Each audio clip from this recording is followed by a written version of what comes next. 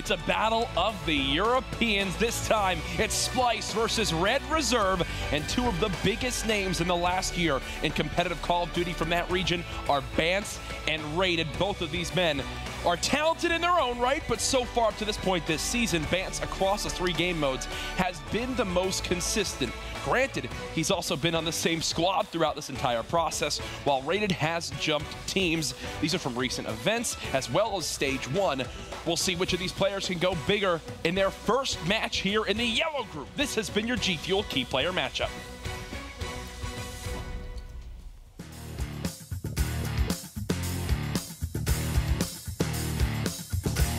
I don't think there's really a weak point in Splyce right now. I think they're just on Stage 1. Second at Anaheim, you can't really fault them for anything they're doing. I think they're playing the game how it should be played. Both teams are just as good as each other. I think the Hardpoints are really going to decide the series. I'm pretty confident in winning the SnDs, and I think they're probably the best Uplink team in the game, so that'll be a struggle for us. We know them. We know how they play well because we've been playing them for the past 3-4 years. It won't really make a difference preparing for it or anything. It's just whoever turns up on the day. The key player to watch on Splyce, I think they're all worth to watch. I mean, all of them do their own roles. If one person isn't picking it up, someone will pick it up. We know what we're up against. They are a great team, and they can all do everything if they wanted to. I feel like the thing that makes Red Reserve dangerous is they've got 4 players that just gel so well. You've got 2 slow players in Reese and Shawnee, but then you've got 1 player that's really unpredictable in Dave Marsh, and then Joe's the annoying one. He gets behind you, shoots you in the back, and then they've got full control. I feel like when they brought up Reese on, it gave him more slaying power. Reese, well, when I teamed with him, he brought a lot of slaying power. He brought a lot of map control. I'd say the thing that stands out about Red Reserve is the fact that they know how we play. Obviously, being another European team, they're similar to our play style. I feel like they match up well against us, but I still feel like we're the stronger team.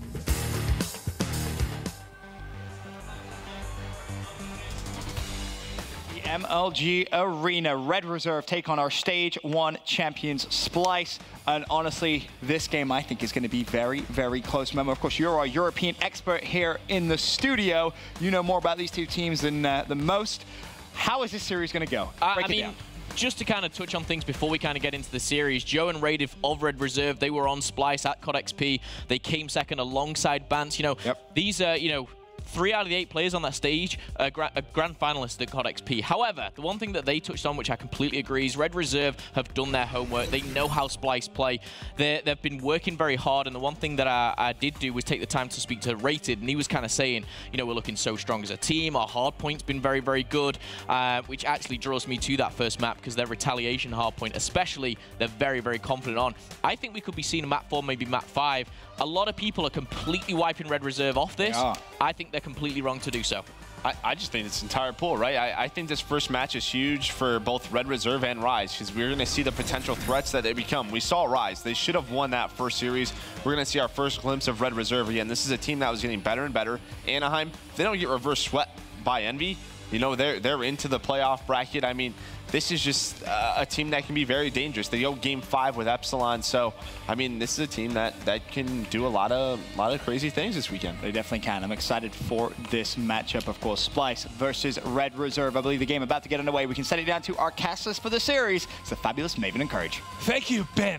You guys are also fabulous as always, but I'm excited for this. A lot of history between these players, a lot of a great pedigree here as well with results. So I don't know. I think I agree though. This could go the distance. Very well could. We're standing here. I don't even know if you could hear us from the analyst desk, but Maven and I were getting ourselves hyped up because this should be a good match. As of late, Rated has continually said that he thinks that they should be on the same tier as this Splyce and Epsilon lineups in Europe. Well, here's his best chance now to show that he deserves to be there. They're facing off against our Stage 1 champions.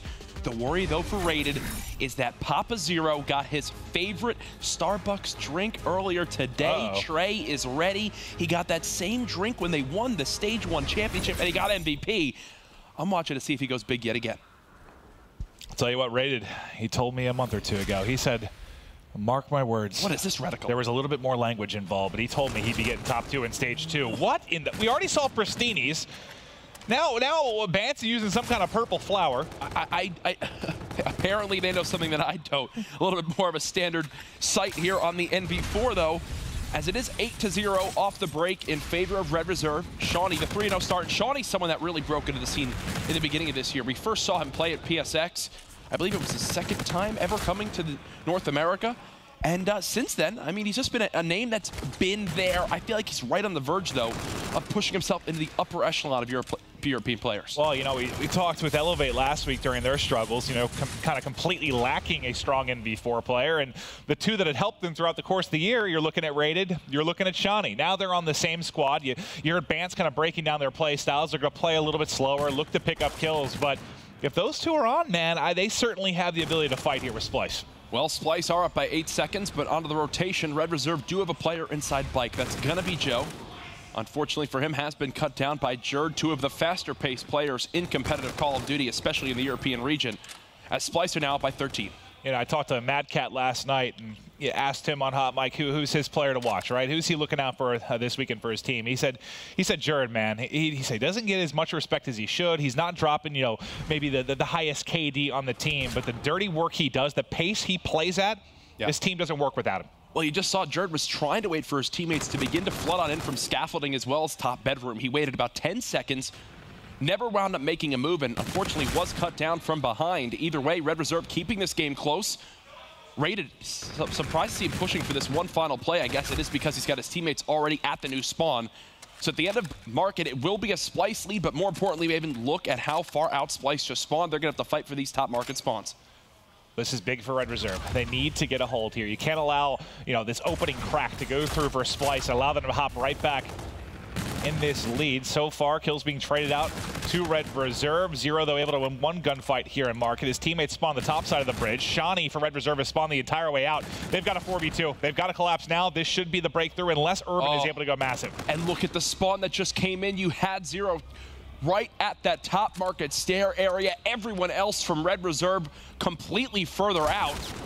Still can't say I'm a big fan of the reticle from Vance, but either way, the game's still remaining close. This is exactly what you want to see off the break of this hardpoint if you're Red Reserve. Yeah, I mean, that's exactly what couldn't happen, at least here, allowing Splyce to break through so quickly. Urban in a 1v1 versus Jerd. Jerd, though, going big. We saw him building towards a 3 or 4 streak earlier, on a 3 streak again. He's sitting at double positive. But now as we rotate out, this is the next big rotation. We're getting set up for the destroyed building. Yeah, and Splyce are here. They are set up. Unfortunately, Bance has his hands full, and there's no help here from Zero as of yet. He stays inside bar, and because of that, 3 players from Red Reserve are already in the back of the map. Does the big flank pay off? There's one. Second teed up. Not going to happen. Urban stays alive. He does have the help of Shawnee. Red Reserve just need to stay alive. They've got 2 players coming off spawn. They've spawned closer than Splyce. Shawnee with 2. Can he get the job done? Vance, the final challenge, does clean him on up, but there's still more players here. Yep, you spawn close, you're able to continue flooding. Red Reserve still trying to break. Vance doing his best in the back, but not able to win the final one. Zero, though, still here. Vance survives long enough, wins that 1 key gunfight in order to get his team back in. If you're Splyce, you're still holding. They haven't been able to breathe so far this hardpoint. They've just done a good job of narrowly winning these trades. It strictly comes down to the fact that Red Reserve have been able to contest because they've controlled the lower street side. Splyce have had to sprint across that long bridge. And because they've never had someone to actually get the cutoffs in time, this hill has kind of gone back and forth. In the end, it will still be a 30-second lead for Splyce as we head to the final hill of the first rotation. We'll be on Urban's POV. Him and Joe just picked up a couple of kills. Urban tried to pre-fire the close doorway here. Not connecting, but you saw via X-ray. There is one right there. Tries to challenge, does pick up the assist. But as they go back and forth, the first couple ticks here going the way of Red Reserve. Yeah, Joe's paranoid right now. He's got players surging from 3 different areas. You see those Splyce arrows on the minimap all over the place. Shawnee remaining consistent most time on his team, 13-9 right now, leading the game in slaying. Red Reserve still down by about 30 seconds. Absolutely possible to come back in this game, as we saw earlier, from the side of E United versus Rise Nation. But the big key thing will be who of these NV4s continues to perform well as this map goes on. Yeah, I don't know that we're in for a treat or as a chaotic hardpoint as we got, well, both of them in our first series. Just absolutely ludicrous. What a great way to start off week 3. But a Mad Cat right now of Splyce has found a couple of kills in a row. He's sitting at 10-10. Their lead still hovering around the 30-point mark. We're going to begin to rotate out, get set up towards bridge again. It's Vance on the outside wall run. It's Vance. Vance! I don't know why you said his name like that, but all right. It is Vance. No idea. Still trying to be a nuisance on this outer wall run. Beautiful stuff from him. That's 4 uncontested kills from Splyce as they get as clean a break as you can ask for on top bridge. As expected, it's Shawnee doing what he can with this NV4 on the retake, but he's still waiting for his teammates to come off spawn. Van still holding strong, trying to use cover, goes vertical to try and pick up one player. Doesn't end up getting it. Zero, though, on the back line. Him and Jerd going big to make sure you still maintain control. I believe that Zero getting very loud in the background. Hope that's getting picked up here for our crowd mics. But fantastic stuff. 4 in a row. You're seeing MVP material yet again from Zero. Already at 16 kills in this map. He's staying alive inside the hard point. More players challenging. He's going to wait for help and then flood on through. Make that 5 kills in a row now. The largest lead of the game for Splyce as they're up by a full minute. And Zero, we know he plays only on 3-3, one of the slower speeds you'll see. And it makes it easy, man, for him when he's going vertical, trying to tag up players at range with a K-bar, with an MV4. One of the best at getting it done. Yeah, there he tells his teammate, let me flood into the hard point first. Give me that time. He's not rocking a Scarab, so he's already got 2 of the higher tiered streaks. Unfortunately, does die before the bombardment can be earned. Red Reserve, they're doing what they can to fight back in this game. Areas where you need to see them now really focus. Top market, like they did last time, but more importantly, Maven, they need to actually hold that setup, right? They cannot let Splyce break on the first push, as we saw in the first set of rotations. Yeah, and I don't think we should be surprised, kind of, with the game one going this way. I mean, Red Reserve wasn't really great in hardpoint or respawns in particular at Anaheim. It was kind of the back of their SnD that got them through. Whereas Splyce, I mean, the respawn in particular was incredible for them at Anaheim. They were lights out. And more importantly, I mean, I'm not surprised to see Joe struggling on this map right now. 10 and 17, least amount of kills in the lobby. This map just doesn't fit his play style. And then when you add in the slaying power of Splyce, he's in a lose-lose situation. Well, it shouldn't in the past, right, where you never see maybe a sub or anything like that used, but we saw Reedy have some really nice retaliations with the E-Rad in his hand. Lacefield last weekend, remember he dropped, what was it, a 30-35 bomb or something here running an E-Rad? We've seen sub players start to find more success on this particular map. Maybe something he needs to get out. Urban tried to make a hero play right there with FTL jump. You could see on your scoreboard that payload was just used. He actually ran through that curve area right there, used it as a gap closer into the hard point. He did kill one, but unfortunately, no one else from his team there. So you can call it greedy, calling it maybe him trying to make a play. His team hasn't been able to claw back into things yet. You get to a point where, hey, something's got to happen. Just doesn't work out that time around. Already 40 seconds earned on this hill for Splyce. The damage has been done, even if they give up the scrap time.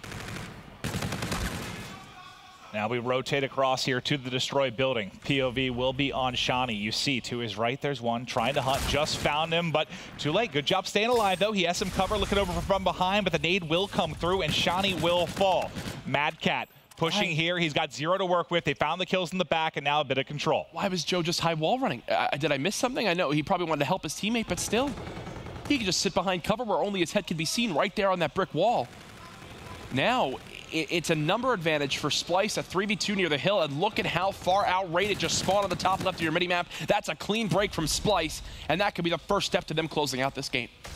They haven't been able to bury Red, though. They are still alive. You've already seen a pair of crazy comebacks so far on day one. Red Reserve still alive and fighting. Bance, I still can't get over this reticle. Neither can I. I just don't get it. I actually want to talk to him about it. Like, when did he find this? What made him decide to use it? Madcap, the 2-piece in the hard point. Splyce actually catching Red Reserve off guard by stacking 3 players near that hill. They were not ready for Madcap to be in that final corner.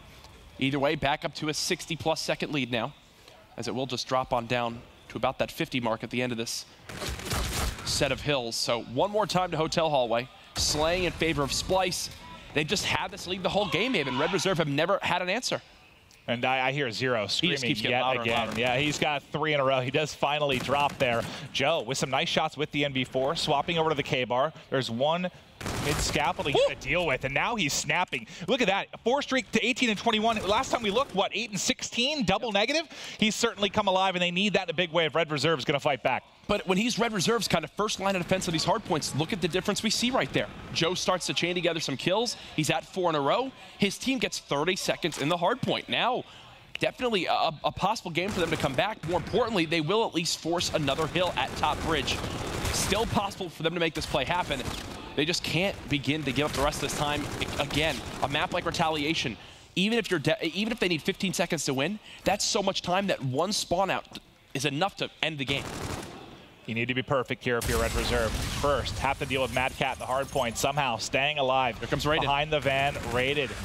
trying to push in. You see the streaks coming through. Rated does pick up a couple of kills. Joe now over the top, trying to finish it. Can't find him. I believe Reactive does get popped. That's 3 kills coming in for Splyce, and they are now 10 seconds away. Yeah, the Centurion plays spoiler as well. 0, 30, and 18. Our MVP from stage 1 has not missed a beat as Splyce take map 1, 250 to 190.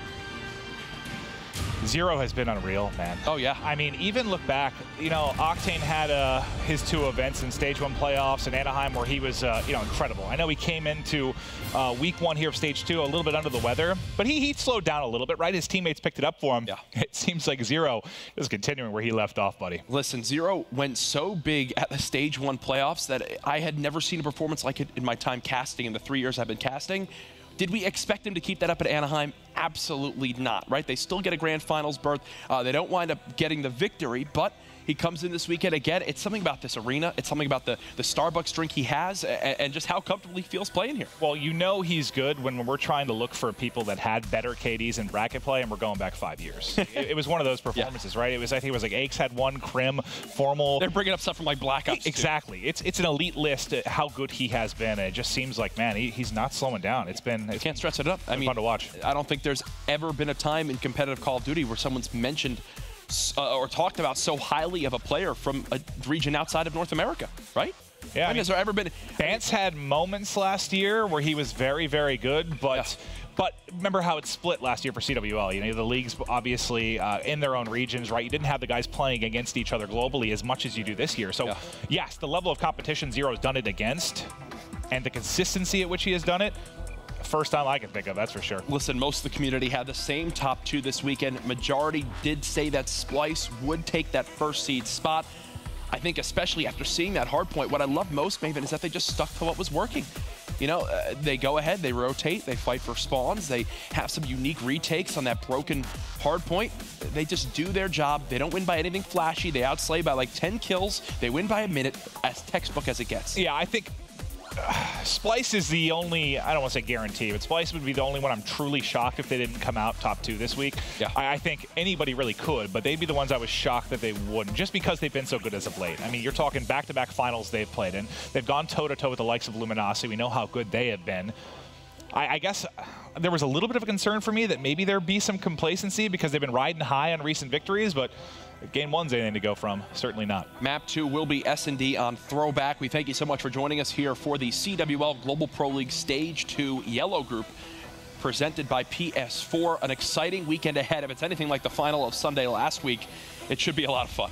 And as we get into Search and Destroy, this is where Red Reserve has to win. I mean, that was their bread and butter if you looked at Anaheim.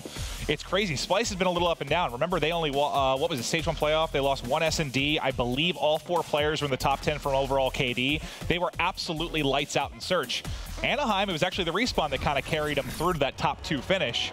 But this is where Red Reserve has to bring in the upset. And as we look forward in the series, Map 3, I would say the one player who had a game mode that looked arguably even better than Zero overall at sometimes was rated in Stage 1 in Uplink. You could count on the guy. His Uplink KD was insane. He played the game mode so comfortably. Well, it was unreal because like his team wasn't really winning a whole lot, right? Nope. But every time we looked at it, he was sitting, if I remember correctly, it was like between like a 1-4 and 1-5 overall KD in Uplink.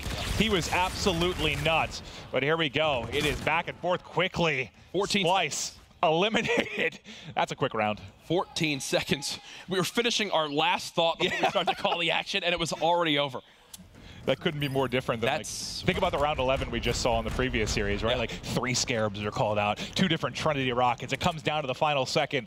That is that's what happens when 4 people rush middle map on Throwback. Yeah, a bit different. Shot a Mad Cat there. You know, it was fun last night. Mad Cat, I've always been a fan of his gameplay, but I didn't know what to expect from him on Hot Mic yesterday, I'll be honest. Yeah. I wasn't sure. You know, sometimes his accent can be a little difficult to understand, but I thought he was brilliant, man. He's a great guy. Had a little fun, talking some trash. It was fun. Not even just him, but it's been great to hear from all the pro players on Hot Mic. It's a show that I think from every standpoint has been growing every single week. The segments get better. Got to give props to you as well as, you know, Chris J and everyone behind the scenes who works on the show. As it continues to get better and better. Be sure to tune into Hot Mic each week during the Pro League Thursdays, the day before the action. 6 p.m. Eastern, first blood this time to Splyce as they look to win their first round. Urban Going to be cut down. That's 2 kills for Bance. SnD last alive. Jump off the map. And he's going to be exiting the map. And look, see, here's an example of why you do stuff like that. He jumps off just before that bomb is planted, knows that there is no way he's going to take that round. As Splyce will tie things up 1-1, and they win that round, Avon, because they get control of middle map. And, you know, it's no longer going to provide anything towards your payload meter, the bomb plant, bomb defuse. But, you know, Bance got, I believe, 2 or 3 kills that round, so just the extra points towards maybe finding streaks. Definitely crucially got off the map when he did. What helped the United win that Game 2 SnD in round 11? R-City streaks in that final offensive play. 1-1 now. Do we see the same thing from Red Reserve as they flood forward towards the middle? Doesn't appear so, as both teams go with more of a standard setup. Rated looking to get the bomb planted. planted. This is abysmal timing. Oh, they're going to think that this whole lane is watched. Joe's about to be shot in the back. They're going to have some choice words for Urban. His one job is to watch blue, and he takes the longest route possible to get there. 2 members on the flank. Thankfully, Rated at least evens things back out into a 3-on-3. Urban needs to make plays after an early round blunder. Under 30 seconds on the clock. SnD finds another. Bance looking to clutch. He's on a bit of a streak now as well, working towards camo, now turning it into a 1v1. 20 seconds to work with. He has to get the defuse. Going to be going vertical over the train. Does he check the close corner? He's taking his time, but not a whole lot to work with. He's going to spot him. Gets him 1 shot. Only 8 seconds left. Good job by Urban to stay alive. Bance does get the kill, but in the end, it will be a round victory for Red Reserve. The big thing, how close was he to the streak? So I'd say that defuse that he didn't, or the bomb plant that he didn't get, I think he's only 100 or 200 off. But if he didn't get stuck on the wall run there and actually went over bricks, he might have been able to get it and get out in time. I don't know if he might not have had any thruster left. You've just got to commend Urban, right? He gets as close as he could possibly get to that wall, make it as harsh of an angle as possible. 2-1 now, the round count lead for Red Reserve. As both times on offense, they've seen their most success. Sniper now out for 0. We know over the past couple of years how prolific he can be with this weapon. Spotted him, not able to tag Rated.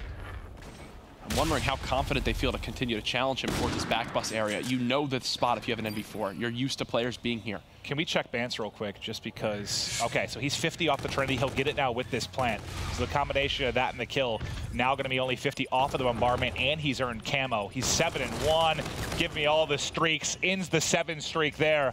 He was on a tear. 1 versus 1, and Mad Cat spotted the player. Putting more shots down into SnD. SnD just going to try to regain his health. 28 seconds remaining. SnD will have to go for this defuse at some point. Does get the high end on the Mad Cat. Beautiful clutch there for Red Reserve. I don't know all the options you have there, but it just seemed a little bit predictable, like for Mad Cat. Like, you know, you wait 3 or 4 seconds, see if he re-peaks. At that point, SnD's like, oh, he must be wrapping around. Maybe it's a little bit of an awkward timing, but SnD, make it look easy. Yes, Mad Cat was scared to chase the kill. We'll see it again from SnD's perspective. Just gets the drop on a Mad Cat and hits all his bullets. Simple as that. Nice job by him. A weird round. Originally, when you saw how Bance was playing, gets that first blood, you think, you know, spots the second kill. This is going to be the easy Splyce round victory. Unfortunately, the rest of his teammates have died around him. Well, good thing is you got all the streaks to work with now, but you are down a couple of rounds. Red Reserve, a very good search and destroy team, showing they can certainly hang with Splyce. And this is a team, and I think specifically a player like Rated, they have a lot to prove. They've had a couple strong results as an organization this year at major international events, but look at this. So much money on the line here. This is actually great for Red Reserve. They just need to get behind cover. Yeah, this is brilliant. Instead of them going and pushing it and playing towards that field side of the map, they instead bait it out, rush right through underpass, and they basically make Bance burn a streak. Yeah, so now that last round in which he earns them, not nearly as significant considering you lost the round. And now 1 streak comes up dry. 4 up from each team still. Urban able to get the headshot onto Mad Cat. You see 1 in Ticket trying to trade the kill, not able to do it. Bance has now used another streak. Bance pops 2. Joe wins a big 1v1 middle map. I mean, you have to win this round if you're Splyce. 100%. Urban with that pistol, we know how good his trigger finger is. Does Bance wind up popping the camo? Gets checked. What was that round? I think it was a combination of, well, the streaks don't come up with a lot there, but that gunfight with Urban, even though he doesn't really win it, that had to have lasted, what, 15 seconds, that fight out by Hay? Yeah. Like, so much time off the clock. And when you have the bomb planted in that spot, I mean, he's just wasted time there. Splyce was one of the better teams at Stage 1 playoffs at using those streaks, especially in Search or Destroy. If you're already first-blooded, why are you even using a bombardment there? It's not even like they're planting. They already had the bomb down. Yeah, not sure what the play calls are, but you can see the hard carry that is Vance right now. 9 kills, the rest of his team has 6. This is a round surely going to go their way. Urban, last man up in a 1 versus 3. Haven't finished it yet. The pistol still working the slide, getting him away with his life. Now it's a clutch up at a 1v2. Does have FTL to jump to work with here. To jump with. Yeah, well, that is the definition of what it does. 4-1. You can see there the bomb planted on the opposite side of the site, so Splyce are playing for post-plant positioning. 28 seconds remaining. Urban gonna have to get aggressive. Decides to drop the pistol for an E-Rad. He's gonna go for it. Not able to get one. Splyce staying in this game. Tough situation, but winnable, especially, you know, when you have something like FTL, maybe to find a kill, get away with your life, and turn it into a 1v1, but it's 0. And Mad Cat, you can see how difficult it looks now from their perspective for Urban. How badly do you wish, if you're Splyce, you still had a Trinity Rocket and a bombardment? That'd be helpful. Pretty good. Yeah. But you can't count out champions, and that is exactly what Splyce has been. Well, I get the Trinity Rocket use, right? That was a normal push from Red. They show towards that B site, but what throws Splyce off is that instead of using those streaks to force them into barn, kind of make them push, they instead rush right towards underpass. Now, you wish you had a bombardment for this, as there's another free plant in a 4v4 scenario. Splyce now having to work the retake. None of that early game utility still available. Oh, and they have a Scarab watching the entire push. I don't see how Red Reserve lose this round. It's got to be a camo play. Well, Vance opens it up. He just found his 11th kill. Sure, trying to keep an eye on the window. He's pushed out. He wants to go ahead and hop it. Vance is pushed forward with camo. Should be able to find another kill in a moment. It's a team kill, actually, as Zero takes him out. Oh, this has turned into a cluster of a round. Now Mad Cat Zero trying to clutch up. There's only 10 seconds left. He is on the bomb. He gets peeked, and he is dropped.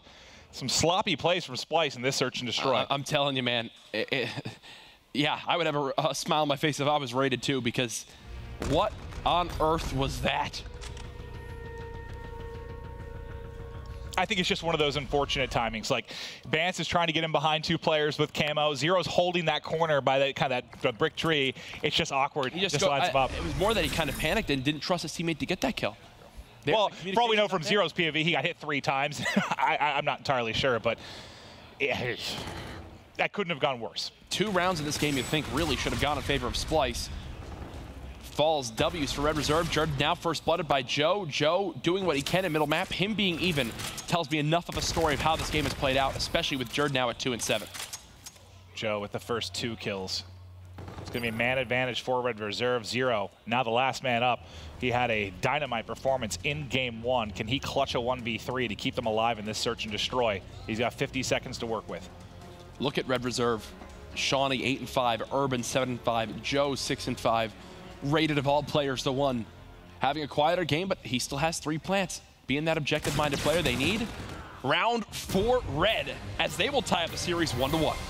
That's the one you had to win. Absolutely. And now we know how good Rated has been in Uplink. It's a mode that, you know, they got by in Anaheim. They weren't exactly stellar, but good enough, obviously, to finish in that 7-8 position.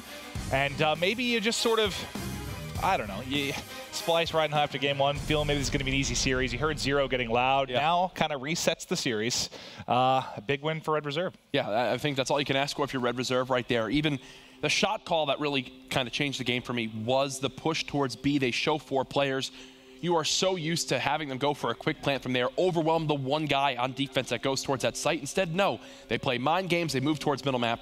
Love what I'm seeing out of Red Reserve and SnD. Well, it is stage 2, week 3. It's currently a battle of 2 European Titans. We'll be back after this quick break.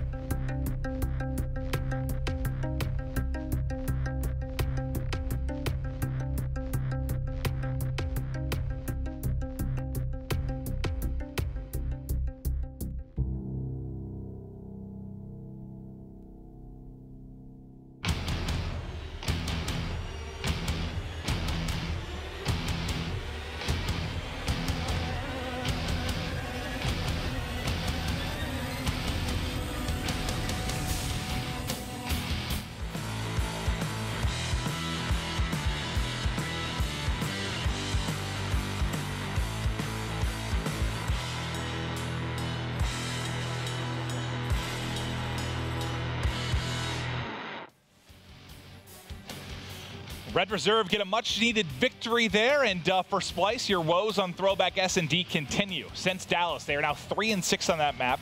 It is the only search and destroy in which they are sitting below 500.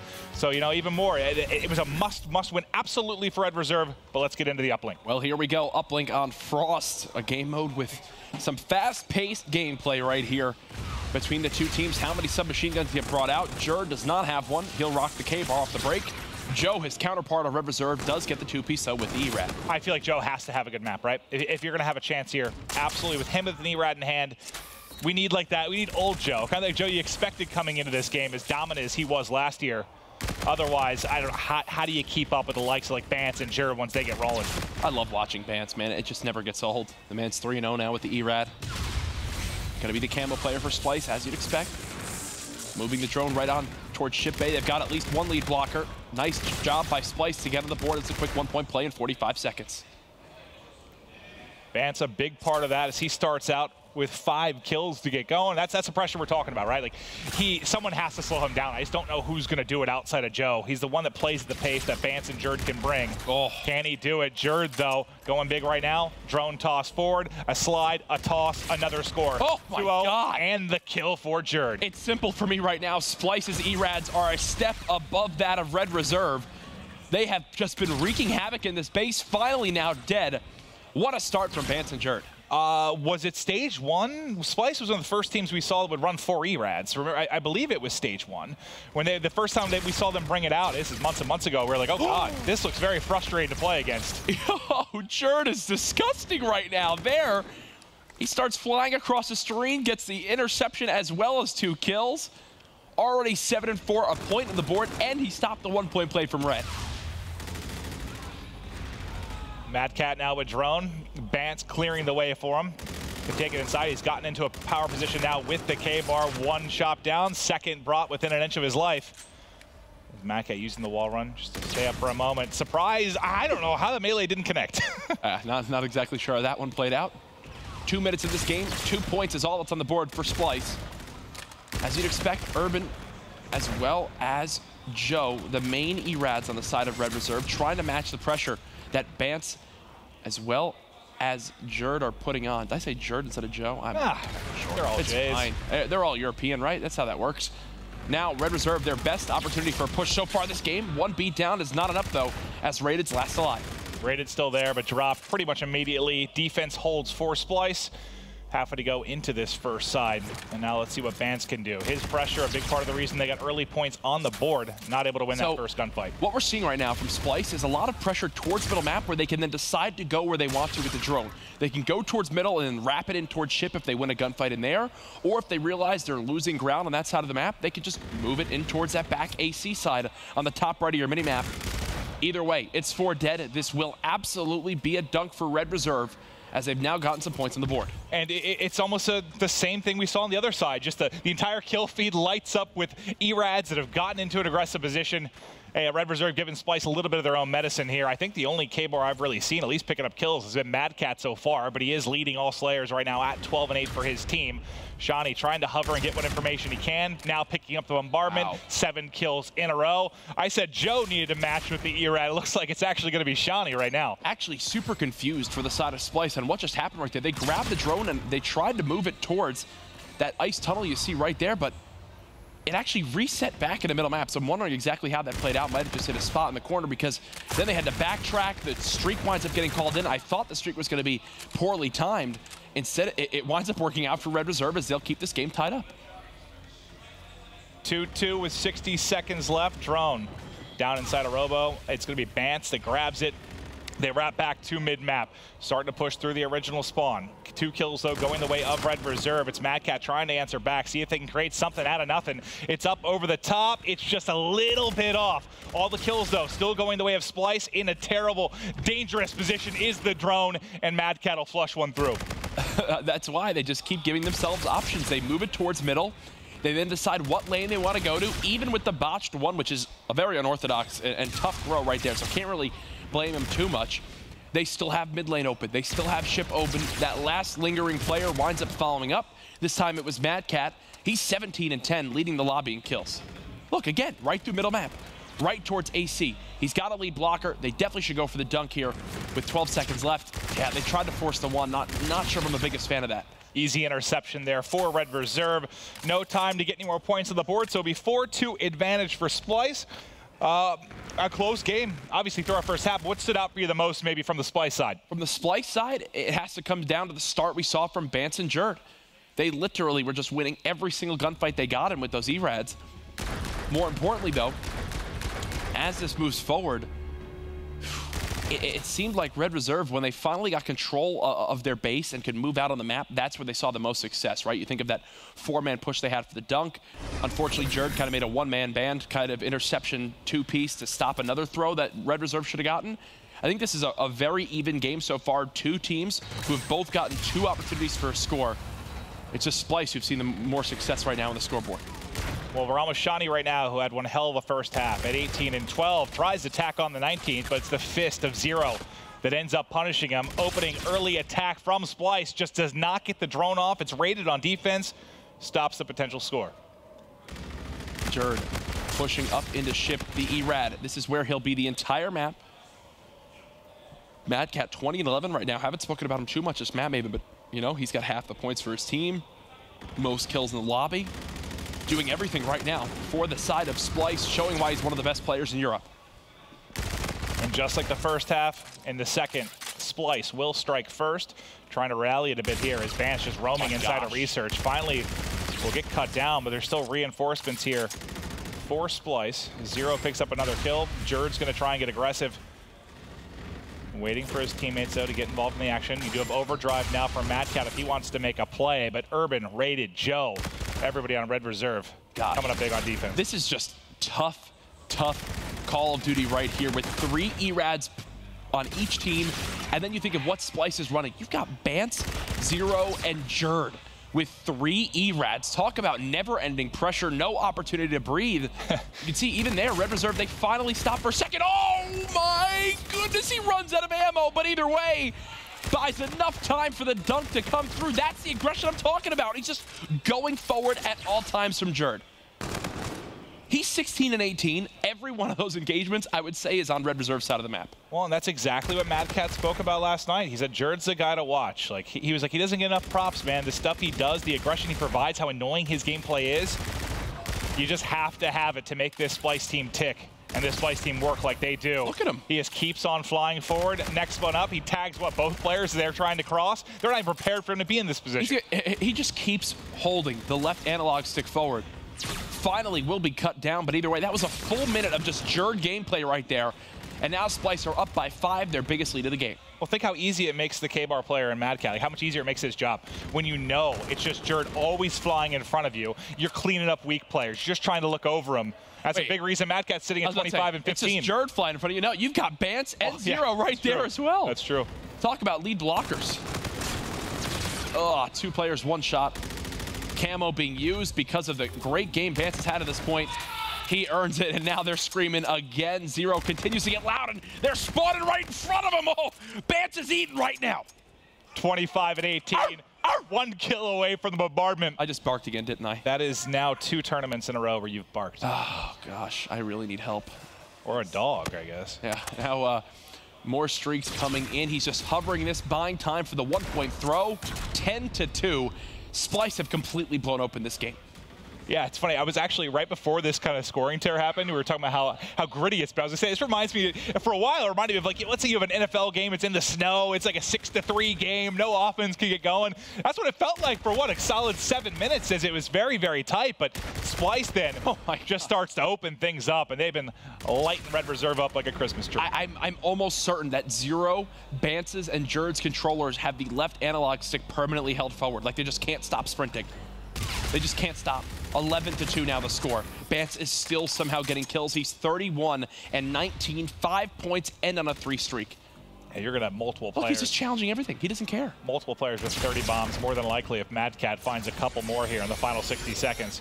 The streak's now coming in. It's actually Shani calling him in. We know what a good first half he had, but I think Shani into the first half with 18 kills, with 18 and 12, and now 25 and 25. So we talked about, at least early in the game, the ability of the E-Rads to keep up from Red Reserve. That's shifted quickly in this second side. 18 kills now the difference, Maven, between these two squads. That was not the case at the halfway point. Again, I've got to commend Splyce on utilizing every lane on the map, whether it's on the first or second side. If I'm Red Reserve, I never know where to set up. Typically, when there's a team that only plays inside ship bay, you know exactly what position you need to go to off spawn. You have one player right outside the main door, one player hiding inside ice, you know, one player underneath your portal ready for an interception, and the last guy who's going for a pinch inside that mid tunnel. Here, if you're Red Reserve, you're trying to see where this drone is even going. Is it cliff? Is it ice? Is it in through ship? They never had an opportunity to tell, and because of that, Splyce dominate in the second half. 5 seconds left. Maybe some final points here. Oh, a little slide, like a sidearm toss to go through. 12-2 is the final score, and I think this series has been a very good example of why Splyce is so dangerous, right? I mean, when you talk about the two top teams in the world right now, them and Luminosity, any guide, any moment could go off. It was 0 in game 1. Here it's kind of Mad Cat and Bance.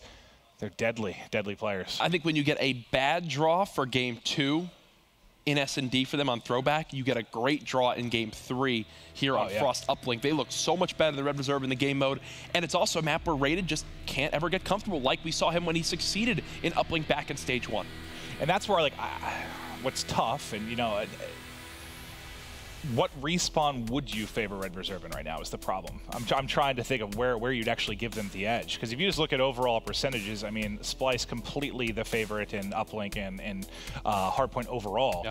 I just don't know where you give them the edge. I mean, you can't rely on just an all-star performance out of Rated, maybe one map. But when you look at it just from top to bottom, when you look at skill and just slaying power, like who matches up when you're looking at Red Reserve or Splyce, it's very, very minimal. You think about this. So far in the 2 respawns we've seen, the Hardpoint of Retaliation and now Frost Uplink, I don't know about you, but there was really not a moment for me in either of those games where if I'm Splyce, I'm panicked. I'm just playing my game. I'm doing what we know works. The minute lead was basically what they held the entire time in Retaliation. And then Frost, it was close at the half, but then their slaying and their continued aggression pays off with a 12-2 victory. Well, a lot of times you have that test at some point during a game. Think of the last series, right? Like Rise has a big lead. United turns it on. It's like, how are they going to deal with it? The panic's starting to kick in. It's like, yeah, Splyce hasn't had to deal with that yet. Like, they've just kept them at arm's length, right? It's almost like you have a 6'4" person fighting a 4'5", and they're just holding their head back. They can't quite touch him. That's how it's felt so far in Respawn for me. 4-2 at the half, 12-2 at the end of the game, an 8-0 side 2 for Splyce's. Red actually, now that I think about it, did not get close to scoring. Inside 2, didn't even get the drone across the 50-yard line. Bance, 1.55 KD, 34 kills, and the most score, the MVP of map 3 for sure. It's been one guy or another just steps it up for Splyce. First 0, now Bance going huge. Again, the big thing for me is just who's going to be that player for Red Reserve that goes off and kind of just drops a monster performance here to get going. You know what I kind of think of with this team? When they have Jerd playing consistently well, it's almost like the European version of Luminosity, where I could just see anyone, any team they match up with, if all 4 of them are clicking on all cylinders, I could see them beating anybody. That's exactly what I said kind of when we came out of map 3. That's why I think they're the 2 top teams in the world. I mean, the only other team that we really have that conversation about, that kind of power, is usually Optic, right? They were the story pretty much for the last 2 years of just having that edge over every other team. Now you've got 2 more in these past couple months that go into the conversation with Luminosity and with Splyce. They have been so good. For some players and viewers out there, Splyce are the best team in competitive Call of Duty. People think they're going to sweep this entire group through the weekend. Right now they're up 2-1 in their first series as we head into another Respawn game mode. There's only 2 teams in the conversation for me. It's LG, it's Splyce. I think you can make a case in point for either, right? They've met in back-to-back finals. They've split those. This is the first time since the core team of 4 players from Optic was formed that I cannot say that they're my favorite to win an event. Yeah, I think Merc kind of said that, I think earlier when we were talking in the green room. He's like, it's kind of weird to not at least having the argument that maybe they're a favorite for a tournament. And I just think, I mean, obviously we know the ability's there, but right now, man, it's all Splyce and LG. Well, it's all Red Reserve at the start of this hardpoint, up 20-0 as they get another flawless break here. Rated with this NV4. Talk about a map where he can play a little bit more comfortably on. Frost, not one of them. 0, though, his kryptonite when it comes to that long-range AR weapon. Got just over 10 seconds left here at the central rooftop before we end up moving over to cell block. Yeah, let's take a look. There's too many gunfights. Can we go over to number 5? It's going to be Rated. He just picks up Bance off the wall run. Getting that, popping up his teammate Urban that's going to spawn with him. You're set up nicely here. And On this map, man, I'll tell you what, some of those one-on-one gunfights, that one maybe not the best example, but that goes a different way. All of a sudden spawns are flipped. All of a sudden 60 seconds go towards another team. Yeah. There's so much pressure on rotation fights on this map. Well, Bance does what he does best. That's get up close with a submachine gun. It's a break as every player from Splyce gets a kill. And just like that, Maven, you mentioned some of these one-on-one fights force the spawns out, force awkward pushes. Red Reserve now having to fight for middle map control. Yeah, this reminds me kind of similar to the first hardpoint. You get to your first money hill, which was Cathedral. Red Reserve, the team that's set up, we say, hey, Splyce cannot just bully their way through and break it. They do just that. We get the cell block. Same thing happens, man. Splyce just come in, gun them, take control. They were not expecting that spawn from Urban. I can promise you that. As they're looking forward, they're pushing towards a new hill. Somehow, Urban, the sneaky beaver, spawns at back garage, gets the rest of the scrap time, and because the rest of Red Reserve spawned up at the new hill, they're locked down for grave. Yeah, I don't know how that happens, but it's a nice couple seconds. Nice circumstances coming through for Red Reserve as now they'll start to build out this lead. They had a nice hold on the first hard point.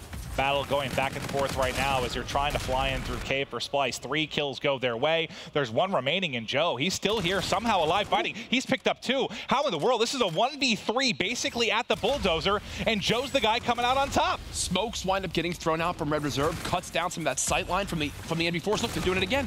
Smokes getting popped. They're just doing what they can to make the NV4 players and the ARs sprint through it. These little strategy plays that you'd love to see. Well, the combination of the Smokes and Joe going off is the difference between Splyce probably enjoying 30, 40 straight points and now it being Red Reserve. Again, man, moments like that, big individual plays, can be the difference in this map. Again, if you've just started following the CWL, Splyce, they win stage 1, the first team from Europe to win a major event in North America, I believe, ever. 6 years, really, plus in the making. That then motivated the rest of the European region. Mad Cat called out his fellow brethren over there and said, guys, practice, we can do this. We just showed that it's possible for Europe to contend with the best in the world in North America.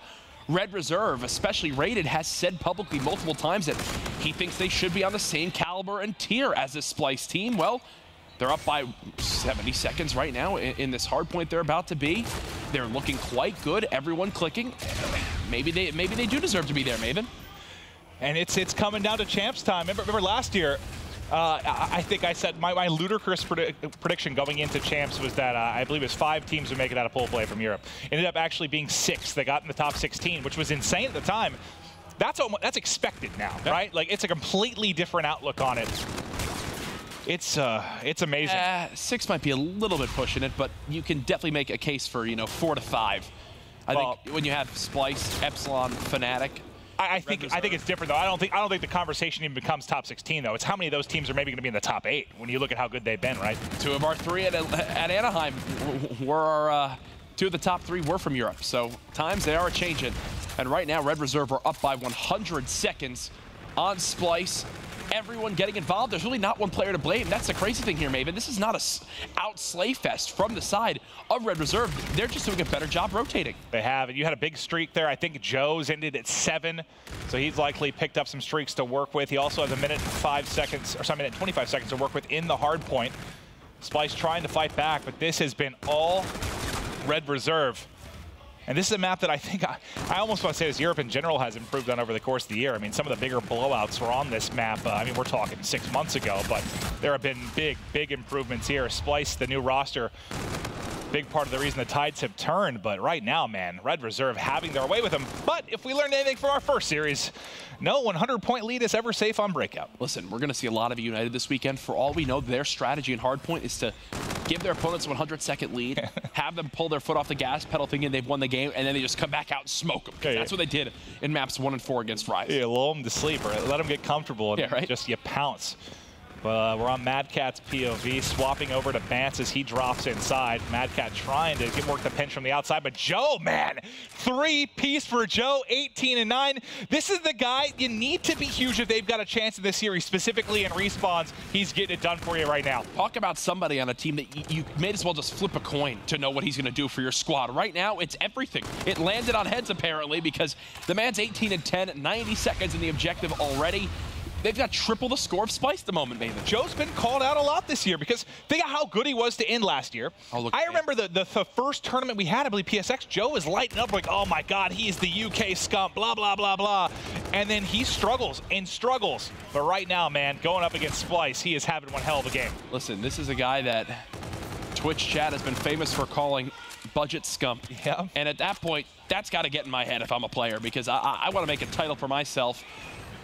Joe, 20-11 right now in the hard point. He's got streaks if they need to retake.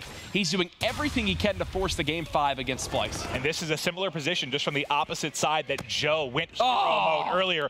He kills himself. Still going to be hovering. Can he find any more? Rated, well, he does get one more. Rated will pick up right where he left off. And Graveyard has been brutal for Splyce, man. They have had no luck breaking through the Iron Curtain here. That is Rated in Red Reserve. Great hold. The Iron Curtain? Is that what? I don't know what that... What does that mean? I think it's a bit of history. Okay, I'll have to go ahead and Google that one later on because I don't know what an Iron Curtain is. I do know one thing. It's the first time I've said that in my life. Yeah, it's Red Reserve up by 2 minutes. Right now, Joe, the standout player in the lobby for me, bar none. He's got his payload ability as well. They can close the door here on Commissary. They're getting the kills on rotation. Urban's chasing down with the pistol. Maybe a little bit too overeager there, as finally he does die. Well, I mean, this group so far has been everything that we've wanted, man. Like, we had what? We ended day 3 last week with all 3-0s, right? We knew this was going to be the first group that really, really tested every team. We've gone to a day 3 before without having a single game 5 some of these weeks. Yeah.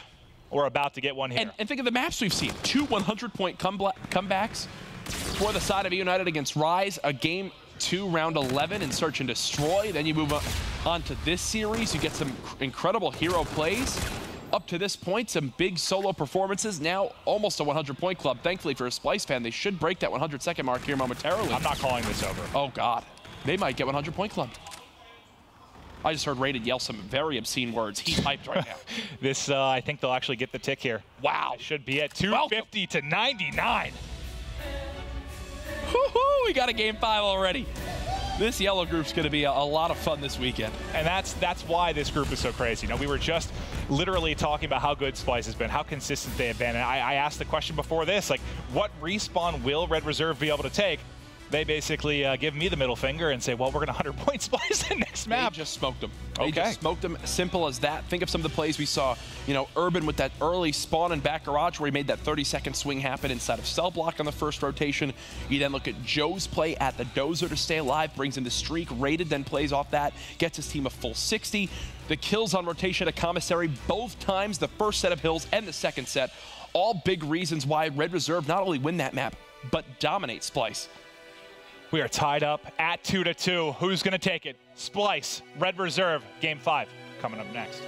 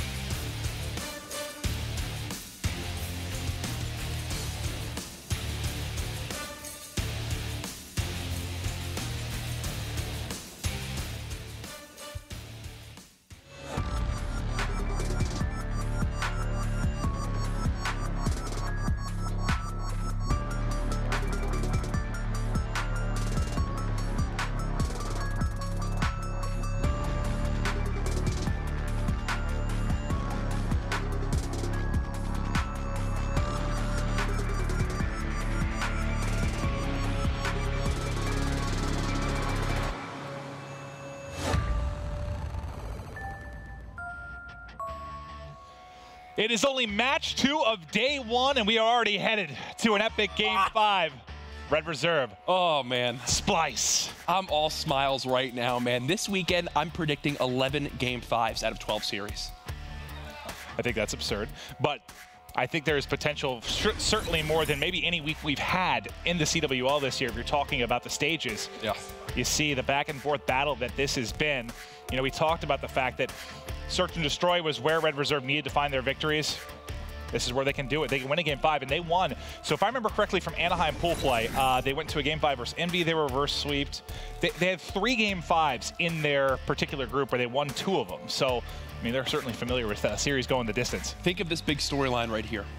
If Splyce dropped this Game 5 now to Red Reserve, obviously Red Reserve was a question mark for me. How were they going to perform? I think everyone was kind of in that same boat. Splyce then play E United. Later tonight, the final match of the day, we could be seeing a 2-0 E United and potential for an 0-2 Splyce at the end of day 1. Or Red Reserve, they wind up winning this series. Then they face Rise. Rise win their series versus Red Reserve next. We could have 4 teams at 1-1. It's funny. I was talking to Merck, and you know, as crazy as this group is, like, you still have to think the favorites are Splyce and United when you're taking a look at it. He's like, I don't think they're both going to make it out. He's like, I just have this feeling in my gut. I don't know who it's going to be, but I do not think both those teams will. This not the start you necessarily want if you're dropping this series for Splyce. They got to go big here in the Game 5. This is what the CWL Global Pro League is all about. Down to the wire matches and the best Call of Duty gameplay in the world. Game 5 already, and it's just match 2 of the weekend, this time between Splyce and Red Reserve. It's a Red Reserve team that has had to fight back from loser bracket runs. So many Game 5s. This is a Splyce team that has just enjoyed a lot of success. I mean, 3-0s, 3-1s. They've been dominating the competition. Does that maybe give Red Reserve a little bit of an edge here in a Game 5? Just think, Bance is already has won the most prize money of any European Call of Duty player in the short time he's been a pro player.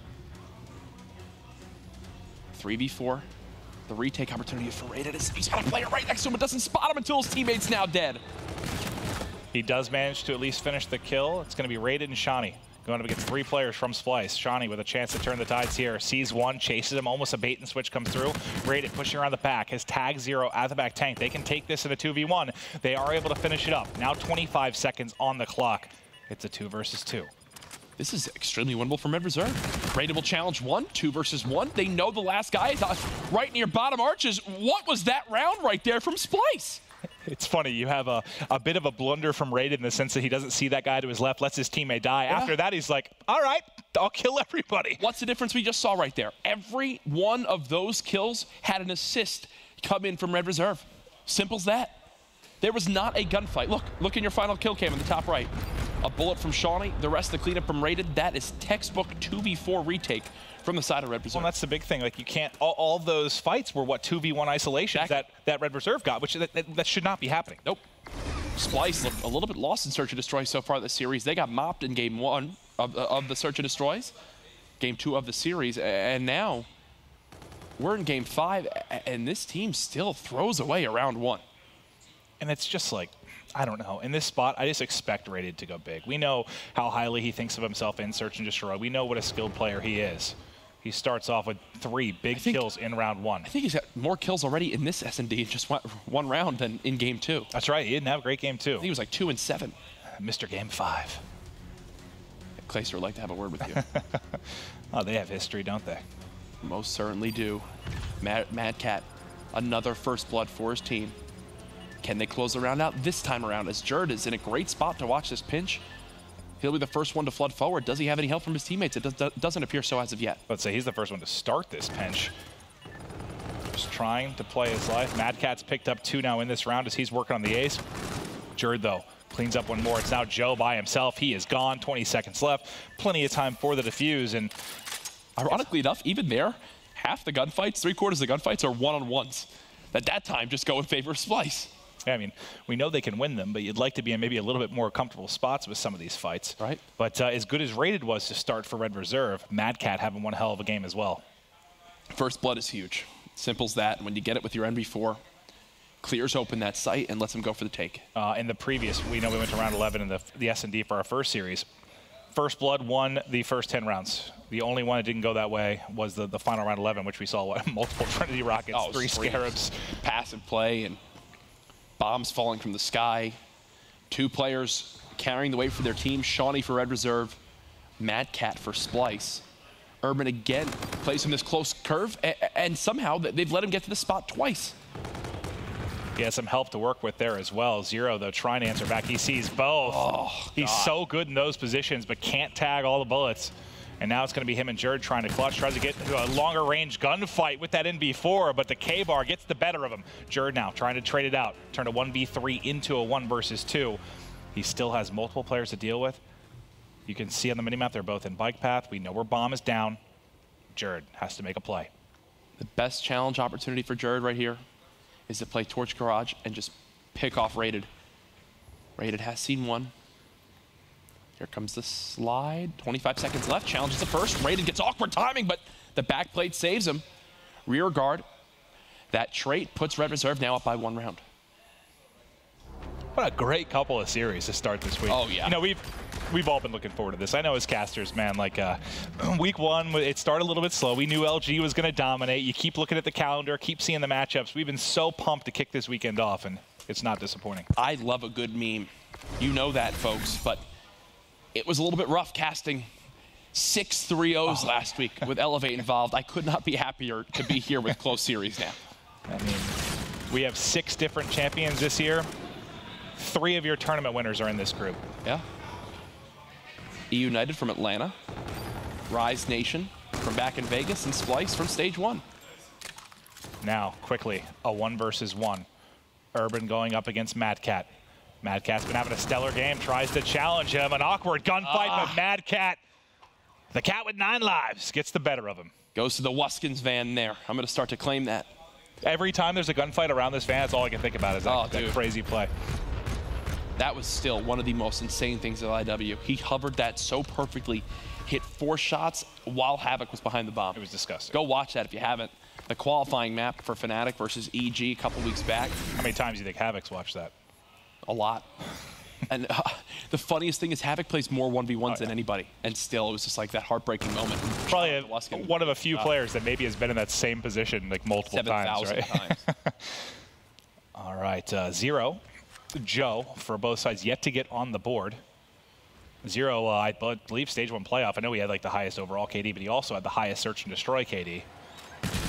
Needs to pick it up here in game 5. The second they see the Scarab, they go for the plant right after. Love that decision. From Splyce, 4v4 now, the bomb has gone down. An early camo pop here from Rated. Oh, gosh. We're only in round 5. Now the question is, did he get to this corner without anyone spotting him? Because he should be able to surprise 1 or 2, but Shawnee's actually just taken up his spot in that back corner. 2 players left for Splyce now. Bance and Jerd. Bance is dropped. It's now all on Jerd. He has FTL to work with. He's in a 1 versus 2. Has to defend the bomb with 20 seconds to go. Able to spot 1. Rated holding the window. It's not planned for this, though. Sees just his foot. He's going to have to FTL this. He's going to have to FTL this. Can he get the shots? And he does! Wow! Incredible play there from Jerd, the 1-on-3. I wonder how close he was. Just taps the trigger. Look at this. Wow. Beautiful shots from him and an explosion from the side of Splyce's side of the stage. And that was, I mean, just in that moment, the ability to, like you said, pace the shots. Oh, look at that shot. So Rated just shaking his head. He knows that they should have had that one. We can think of a couple times, like last year it jumps to mind where someone was trying to find that kill. They end up spraying, don't finish it when you only see a toe like that. Yeah. Great stuff from a veteran and Jerd. That was spectacular. The size 11s come back to hurt Rated right there on the bomb, as it will now be a Splyce round count lead up 3-2. And that's, again, a round in which Rated used camo, right? So that's one you need to win for multiple reasons. And a Scarab. Yep. Watching Shawnee now just on this lower wall run, seeing if he can get an angle or maybe a bit of a fortunate timing on multiple players from Splyce. You see set up all the way in the back of the map is Zero. He should have Shawnee. first blood, yeah. Yep, Shawnee, I mean, it's taken a while to get there, but he should have the first kill. Oh my God. That was sweatier than it needed to be. Yeah, and because of it, he actually is able to be traded out. Takes him so long to get the kill. If there's help that comes in, 25 seconds left in this round, though, as Red Reserve just have to defend this bomb. Time ticking down. Rated gives away his position, and Jerd just goes vertical on him. Joe now Has to try and defend. He's got to check the bomb. Nope, Red Reserve win the round. Yep. Gets the kill. Gets away with his life. That's as easy as it gets. That is as easy as it gets right there. He knows all that matters is that bomb. There's so many areas that the Splyce teammate has to watch out for. Just shoulder peeks, gets the kill. And just like that, we're tied 3-3 in game 5. I don't know that it was over, just because I think, with 10 seconds, he got that first kill. If Mad Cat somehow went high, got perfect shots, you think maybe he could have got the bomb? I mean, obviously, it would have been. Doesn't go that way, but it would have been close. I feel like even if he got there, it would have been like 7 seconds. He wouldn't have enough time to defuse. 3-3. 0-6 from our Stage 1 MVP, Zero. Bance, your bomb carrier gets cut down. Bomb now stuck inside a curb. Joe just got that kill sliding through a Centurion. Wow. A minute left now on the clock. You see where the Centurion is on the minimap. Hitting across bridge will be Splyce. They're starting to work their way forward. FTL still available for Jerd. You can see on the minimap both teams at opposite bomb sites. All right, I'm surprised they're not planning it for, their side of bridge, but especially when they have the Centurion there. All right, both teams just swap the sides of the map. Jerd still with FTL jump, 35 seconds remaining, and Red Reserve have to traverse the entire bridge. Yep, this is a round you should absolutely not lose if you're Splyce. Look, the Centurion's still pinging onto Urban. Here they go. They got to make a play. There's not that much time left in the round. Rated starting to get forward. Can he go God mode and win one of these opening one-on-one fights? His teammate drops. Able to find one. Shani now by himself. Time continuing to dwindle. Just over 10 seconds to work with. Nope. Not able to find him. He's looking for whatever he can get on the map. Nowhere near his streaks. Anything just maybe even get closer to reactive armor. He's only 3 and 5 so far this map. Does clean up Jerd. But either way, the damage has been done. Splyce back up. That could be important, though. This goes down to around 11 or something. Oh, yeah. Right? Just get a little bit closer to reactive. Shot of Zero right now is yet to find a kill. And we know how good he is at search and just in general. Like, how do you think it happens to someone like that? Like, what's going through his head? Is he's 0-6, just like, what the hell? I wouldn't know. I've never gone 0-6. Yeah, all right. As now, Urban gets a couple shots down towards C2. No cleanup there, though. But he does get a lot of information for his team, and because of that, they'll move towards B. Joe just trying to hold plat here. Such an important position on this map, regardless of mode. Jerd working the long battle. They keep giving this up. So he's gotten here 2 or 3 rounds. And he should have a free kill. Oh, yeah. He's going to peek scaffolding now. Still has FTL. There's the free one. There's the second one. Closes it out. 2 easy pickings. Is that just a comms issue right now for Red Reserve? Red Reserve have let Joe do that 2 of these rounds. And both times it's going to result in a round win for Splyce. Oh, my God. Sorry, they let Jerd get there. But either way, how do they keep letting that happen? Joe and Jerd, the tongue twister. I know. It was because we wound up swapping over to Jerd. I was still talking about it. I do that all the time.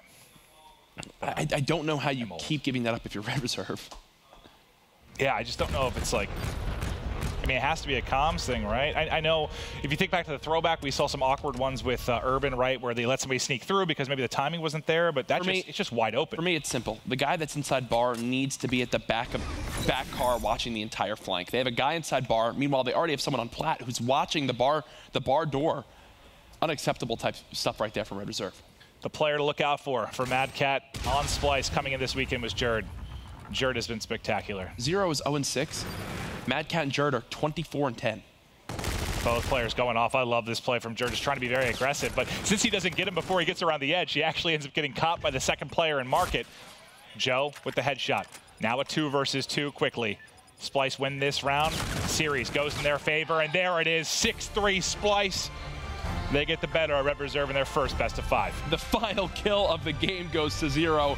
That's all it took from him, 1 bullet. Oh, he's happy he got on the board, I can tell you that much. Either way, Splyce do win the series. Heartbreaking loss there for Red Reserve, as you think that would have been a fantastic way to start their weekend. Zero nearly doing his best Daniel Craig impression, but able to he's get not on that the board. handsome. No, he's not. But what a great series we have. Go all the way to a game 5. It's early on day 1. Hope you guys enjoyed that one for the battle between our 2 European teams. We still got 2 more matches for you, but is your biggest takeaway from that? For me, it is, I think, Red Reserve pushing them to a Game 5, right? In a series that maybe could have been an easy W for Splyce. No, 100%. And now we're going to see the battle of the two teams at 0-1 and the battle of the two teams at 1-0, as a lot of people would expect. But right now on the main stage, we do have Christopher Puckett with none other than Trey Zero. Thank you very much, fellas. That's right. I'm here with 0 and 0. You guys, you won stage 1. You're opening up stage 2. But you go Game 5 in your very first match. What is it like playing Red Reserve? Because when we watch Splyce, you guys seem to cruise past some of the North American teams, but when it comes to EU squads, they give you trouble. We have not seen like any Red Reserve gameplay or anything bar Anaheim. Like we haven't watched any of their gameplay. We haven't scrimmed them at all at home because they're in our group. So it's more of like, it's like a head clash really. Like we don't know what they do. They might know what we do just because we've been teaming longer. But I don't know. It's just European versus European teams. It always goes Game 5 or something like that. We've seen you go to a number of Game 5s, and Splyce, you guys have been able to clutch up. In this game, it took you to the final round to pick up a kill, but you had the veterans, Mad Cat and Jerd, going off in this search and destroy. What makes them such good SnD players? I mean, it helps with me going 0 and whatnot towards the last round. Jerd's just amazing at SnD. Like, he's so smart. Them two are like the duo, if you know what I mean. Me and Ben are like the younger duo. They're like the granddads of the scene. So when you see them two doing well in SnD, it just proves that they still got it, and they carried me, so shout out to them. I got a chance to watch this match in the back, and out back we had Felony from Rise Nation as well as Clayster from E United kind of talking about your series. Both squads seem to find Splyce as definitely the team to beat in this tournament, and they're talking about this matchup. Have you been thinking about the matchup against E United, or is it just one team at a time for you? We never really focus on who we play. It's more of like you said, just one team at a time, play our game. Like, that's why we don't really watch VODs at all, because I feel like if we watch VODs, then we're just going to get zoned in on what other teams do and not focus on our own gameplay. I feel like we're still the best team in the world right now, so whatever we're doing is working, so let's not change it up and carry on the way we are. I'll let you keep it going, my friend. Splyce, they're the best team in the world right now, according to Zero. We'll find out if that is true. For now, let's send it back to Benson at the desk. Thank you very much, Chris. Of course, great hearing from Zero after that Game 5 victory for Splyce. And Zero confident says, you know, Splyce, we're the best team in the game still. I mean, Stage 1 champs, they definitely have proven to be very, very talented when it comes to this game, that is for sure. But we'll break down that series now. We'll start, of course, with that Retaliation Hardpoint, map number 1. It does go in Splyce's favor, 250 to 190. You know, we kind of talked a little bit about Zero there. We heard Zero. He's still a god, though. Map number 1, he showed us exactly why he was the MVP, Memo. Exactly. MVP live performance. This is what you expect from Zero, and the majority of the time, this is what you get. You know, he finishes 31 and 18, but again, I'm not sure how much you guys can hear at home, but he was basically the Clayster of Splyce. He was shouting every time he was killing people. He was letting Red Reserve know, even though they probably can't hear him with the soundproof headphones, but he's bringing that hype, he's bringing that energy, and I think that's what Zero does so well. And this map in particular, I watched him for about 2-3 months straight, and he always started super slow on Retaliation Hardpoint. This time, he's changed it around. Whatever he's doing is working, like he said in the interview. Great to see. And yeah, back to his best. Finishes with a 1.72 KD after map number 1. A very, very impressive performance from him. On the flip side, however, Merc, what was Red Reserve's downfall? I feel like he was Rated and Joe. I mean, we talk about slaying just constantly in Infinite Warfare. In Rated, he's obviously a main NV4 player, and obviously when you're going up against Zero, who's 31 and 18 at the time, that's going to be, you know, a loss for you. I mean, Rated really has to step up. He does later in the series, but if they wanted to win this one, he had to be a big player in that, and I feel like he wasn't there in game number 1. And obviously we always talk about play styles and the different paces teams play.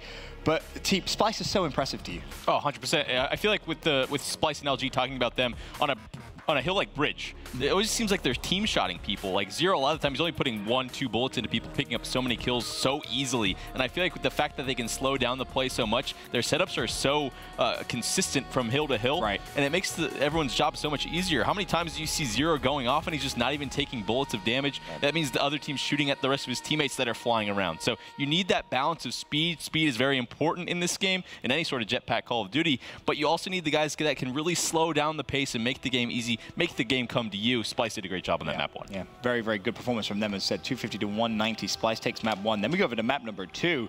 And for anyone that thought this was going to be an easy one for Splyce, well, Red Reserve came out 6-2 victory.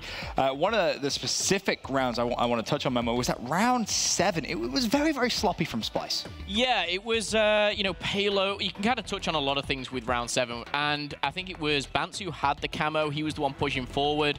And, you know, it was kind of, it just seemed like they weren't communicating. Something just wasn't there. And whether it was, oh, we've just won map 1, this is business as usual. But they found themselves like 4-1 down. They were kind of against all odds. And then they started to, I don't know, just kind of crumble. Their streaks were poor, their payloads were inefficient, I would say. They were used at the right times sometimes, but just not used correctly, if that makes sense. But this does not surprise me. Red Reserve's SnD has been fantastic, and this is the reason why I always thought this game could go to Game 5, purely on the fact that Red can win SnDs, and I thought the way Red win against Splyce is winning 2 SnDs in my eyes, and we could see the caliber of the players there. 6-2. It wasn't, you know, around 11, round 10, very convincing. But I will say, sloppy play from Splyce on some of those rounds. Credit to Red Reserve though. And obviously, we just saw on that graphic as well. Bance goes 11-5 for an L, and that wasn't like it was a close L. 6-2, the final score, of course. I mean, that was a weird performance to say the least. That was one of the worst 11-5s I've ever really seen. The fact that you get such an advantage early on, and round 5 is the one I want to talk about. Okay. I don't know who's making that call. I don't know if it was Bance, but ultimately he's the one that has the streaks and has the call at the end of the day. The fact that you use 2 streaks into that round, they used a bombardment after they're already down in numbers, and on defense. All 3 of those options are terrible calls. And you need to use those in post-plant positioning. You can go over towards that A site. We saw in the United series on the throwback as well. Same thing you said then. Yeah, it's exactly the same. But this time it was even worse. He uses 2 streaks, and then the camo is botched. It's a mess. When one player is carrying the load that much in Search and Destroy, you need to be able to lock down those easy rounds when you get those payloads so early. And the streaks, they didn't do it. They get punished. So props to Red Reserve, but again, a blunder from Splyce. And Red Reserve, they just seem so confident in their Search and Destroy play. I mean, they were kind of hitting things at a very fast pace now. Yeah, I mean, when you sort of went to the interview, obviously, you know, early on, you know, during that match, they just talked about our Search and Destroy and how confident they were. And if you look at the scoreboard, I mean, Shawnee had 9, I believe Raiden Joe had like 8 kills, or Urban had 7. It's not like anybody really like showed off or played exceptionally well. They just seem to work well together really as a team. And then, again, just those blunders from Splyce, they were probably like, what was this? I mean, again, that bombardment in Trinity, you just have to be able to capitalize on this. Definitely do. Obviously, just kind of touching on that video piece we saw, the interview between the 2 teams, we heard Red Reserve say, you know, the hardest map of all is going to be the Uplink. They think Splyce is the best team in the game when it comes to Uplink. And, I mean, that's pretty much exactly what we got. A 12-2 victory on the Uplink Frost in favor of Splyce. It was very, very well played. And, I mean, the one thing that immediately kind of came out, and you pointed out, Memo, was the ERAD choice coming in from Zero. It was strange to see. Yeah, this kind of solidified for me why Splyce is such a good team. Zero didn't, you know, have the best of games. You can see that in the score alone as we go through this kind of replay montage. But he starts 6-13. Remember, Zero is a player who plays on 3-3 sensitivity. He is not an ERAD player. That's not his role. But when you're given a game mode and a map like this, someone has to do it. And, you know, he's confident that his team can pick it up. And the reason why I said this is why it solidifies them as such a great team is look at everyone else. You know, we've got Bance dropping a 1.55, and the most impressive thing of all 4 players putting points on the board. You know, 5-2, 2-3, everyone contributing. And honestly, Red Reserve just didn't seem there. And at that 8-0, 4-2, I think Jack said it during the cast. Except that one play that they made, Red Reserve just kind of didn't cross the half. They were just always on the back foot. It just looked so one-sided. I mean, Steve, you kind of made the point, right? It took, I think it was, what, Shawnee to get a 6-piece for them to get points? It's never going to go. Yeah, if that's what it takes just to get an attempt to score points, granted they did get a dunk, but one player, you can't rely on plays like that, especially against a team like Splyce. And the thing that Red Reserve didn't do throughout that entire uplink on Frost is they didn't slow down Splyce. Jack made a good point during the cast that it seemed like the left sticks from Splyce were always down. They're always just moving forward. And how do you stop that? You have to play corners, make them look for you a little bit more. If you keep smashing your face in head-to-head against a team like Splyce or LG or Optics, well, they're probably going to smash you more often than not. You have to slow down the style of play when you don't have that same amount of gun skill. And it's okay if you don't. You can outplay them with teamwork. You're going to have those performances like you saw Shawnee get a 6-piece. But you have to, stop the scoring, stop the bleeding a little bit. They weren't able to do it. For sure. Rated as well. Pretty slow game from him, it felt like, Merc. Yeah, I mean, again, just he didn't have that great of a series. I really felt like the veterans on Splyce, Mad Cat and Jerd stepped it up big time. Mad Cat's obviously using the only AR, using that K-bar. Jerd early on, though, was just all up in Red Reserve's face, allowed them to get that early lead. And then it just seems like Splyce's teamwork is just so good. Again, kind of reminds me of Enigma 6 when we used to talk about their uplink. Yeah. When the drone is moving, it's constantly moving. It's always going to someone else's hands, and they just get so many points. It's a beauty to watch. Yeah, they're not afraid of going down any lane either. Right. They're more than happy to move the drone around the map and kind of make the other team play at their pace. It's a delight to watch, as you touched on. Then moving forward in the series, of course, as it stands, Splyce 2-1 up. We go over to the Hardpoint, map 4 Breakout. And, well, welcome to the 100-point club, Splyce, right? I mean, 250 to 99, Red Reserve come out and they take it. And one of the keys, Merc, was just Joe's performance. He just played phenomenal. Yeah, a lot of people, including myself, have given him just some harsh feedback over the year. I really felt like he struggled in the slaying category, especially when this game just depends on it so much. And you've seen him have some good games, but this was one of his best games that I've seen. He has 24 kills, 1.5 KD, and he just is that player that is so annoying to deal with. And when he's shooting well, he just puts so much pressure on the map. It kind of reminds me of just like so many different players that are so aggressive, like a Saints or something. Right. That if he gets going, his team's hard to stop. Yeah, he definitely can be one of those momentum-like players, that's for sure. Of course, the final score 250 to 99, and I feel like Red Reserve is one of those European teams that don't really get as much credit as maybe they often deserve, Momo, and I feel like that's a staple of exactly what they can do. Yeah, 100%. Rated likes to wear that quite frequently, and I completely agree with him. I think they are a team, and the one thing about Joe as well is I've been watching Joe since the moment I kind of quit competing, because he was the player to replace me, and I was always watching him like, is he doing this, is he doing that? And you wanted him to be bad, didn't you, Momo? It was one of those things where I wanted at the start for it to go wrong for my ex-team, because I was solely out. But everything he did was great, and I was like, their placements were better, the way they played were better. Joe was just a better player. So you're saying you were the problem? Absolutely. Okay. However, what I wanted to say was this year, I haven't seen that Joe. And I was...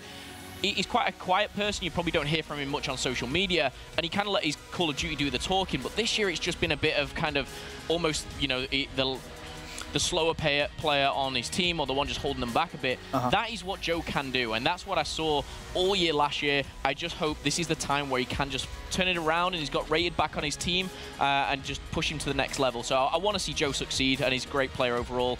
I just want to see more. If not, Phil, you'll be back, right? Probably not. All right. No, they'll find someone else. Series tied at 2-2. We go the distance to a Game 5, and we love our Game 5s here in the studio, that's for sure. Retal, Search and Destroy, and Splyce come out in style, a 6-3 victory. Jerd with a 1v3 to give Splyce the victory at 3-2.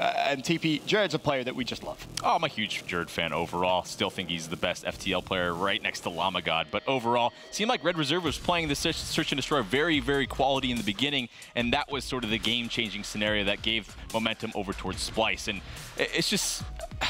I guess it's a bit unlucky from Red Reserve. There's only so many areas you can watch, but when we were talking about this 1v3 happening, if Rated would have hopped on that bomb right away when Jerd was kind of just dancing around that hotel towards bedroom, you have to insta-hop bomb there. That was really their only chance. If you give someone like Jerd that area to roam around, his movement is one of the best, and then he just taps the guy on bomb to end the round. It's quality play. And how many times have we talked about that? This entire year, we've seen so many like 1vx situations where the one player just goes and checks the bomb and nobody's on it yet. So Jerd just doing a great job. I don't know if he watches maybe, all the past weeks, but he just sort of understood, hey, I just had to take this risk to play my life, and he does. And they don't get on the bomb, so he's able to clutch the 1v2. And to that point, it's very weird to see how, I guess, Call of Duty esports has kind of evolved, because you go back a couple of years ago, I mean, you two obviously still playing, Momo yourself as well.